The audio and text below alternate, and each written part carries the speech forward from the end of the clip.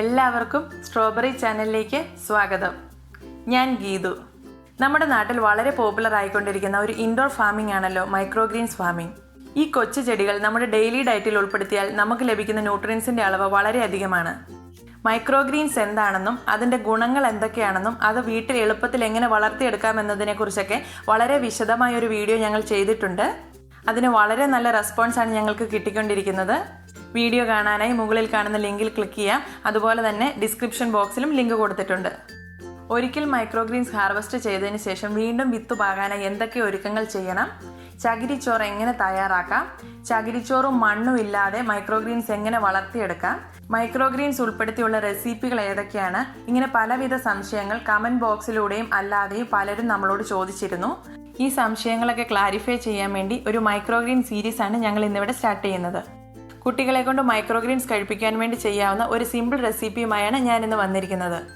Kids special egg idli. റെസിപ്പിയിലേക്ക് കടക്കുന്നതിന് മുന്നേ നിങ്ങൾ ഈ ചാനൽ ആദ്യമായാണ് കാണുന്നതെങ്കിൽ സബ്സ്ക്രൈബ് ചെയ്യാൻ മറക്കരുത്. പിന്നെ നിങ്ങൾക്ക് ഈ വീഡിയോ ഇഷ്ടമായാൽ നിങ്ങളുടെ ഫ്രണ്ട്സും ഫാമിലിയുമായി ഒന്ന് ഷെയർ ചെയ്തേക്കണേ. ഈ മൈക്രോഗ്രീൻസ് ഞാൻ എൻ്റെ കിച്ചണിൽ തന്നെ വളർത്തിയെടുത്തതാണ്.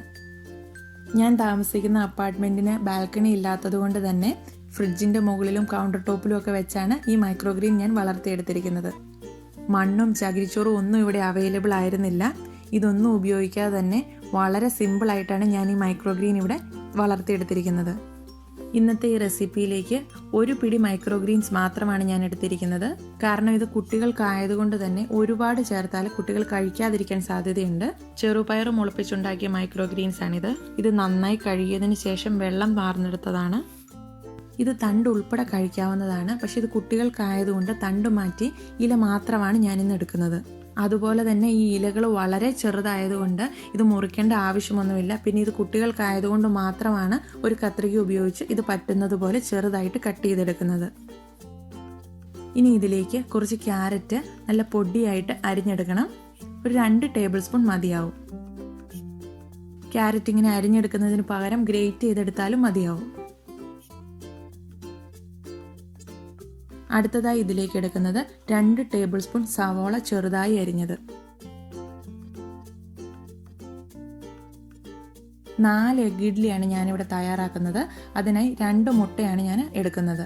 കുട്ടികൾക്ക് ആയതുകൊണ്ട് തന്നെ നാടൻ മുട്ട അല്ലെങ്കിൽ ഓർഗാനിക് മുട്ട യൂസ് ചെയ്യുന്നതായിരിക്കും നല്ലത്. ഒരു ബൗളിലേക്ക് ഈ 2 മുട്ടയും പൊട്ടിച്ചൊഴിക്കുന്നു. ഇനി ഇതിലേക്ക് കുറച്ച് ഉപ്പ് കൂടി ചേർക്കുന്നു. ഒരു 1/4 ടീസ്പൂൺ ഉപ്പാണ് ഞാൻ ഉപയോഗിച്ചിരിക്കുന്നത്. നിങ്ങളുടെ രുചിക്ക് അനുസരിച്ച് ഉപ്പിൻ്റെ അളവ് തീരുമാനിക്കാവുന്നതാണ്. ഇതിന് നന്നായി ഒന്ന് മിക്സ് ചെയ്യാം.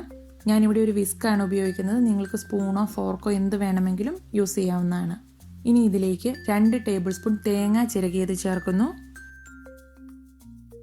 2 ടേബിൾ സ്പൂൺ സവാള, 2 ടേബിൾ സ്പൂൺ ക്യാരറ്റ്, 1/4 ടീസ്പൂൺ കുരുമുളക് പൊടി. ഇവയെല്ലാം കൂടി ചേർത്ത് നന്നായി ഒന്നുകൂടെ മിക്സ് ചെയ്തെടുക്കാം. കുരുമുളക് പൊടിയുടെ അളവ് നിങ്ങളുടെ എരിവിനനുസരിച്ച് ചേർക്കേണ്ടതാണ്. ഇനി ഇതിലേക്ക് നമ്മൾ അരിഞ്ഞു വെച്ചിരിക്കുന്ന മൈക്രോഗ്രീൻസ് കൂടി ചേർത്ത് ഇളക്കി യോജിപ്പിക്കാം.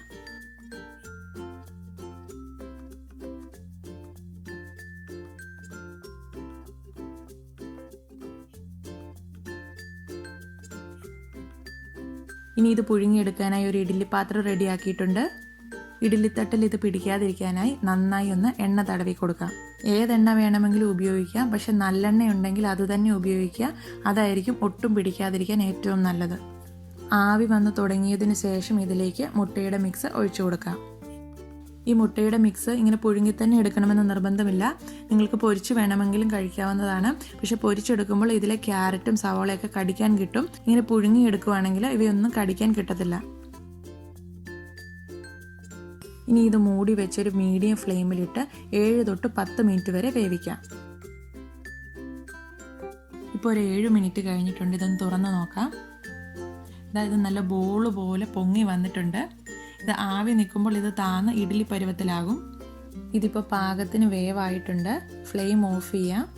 ഇതിനി കുറച്ചൊന്ന് ചൂടാറിയതിന് ശേഷം സെർവിങ് പ്ലേറ്റിലേക്ക് മാറ്റാം. നല്ല ടേസ്റ്റി ആയിട്ടുള്ള മുട്ട ഇഡ്ഡലിയാണിത്.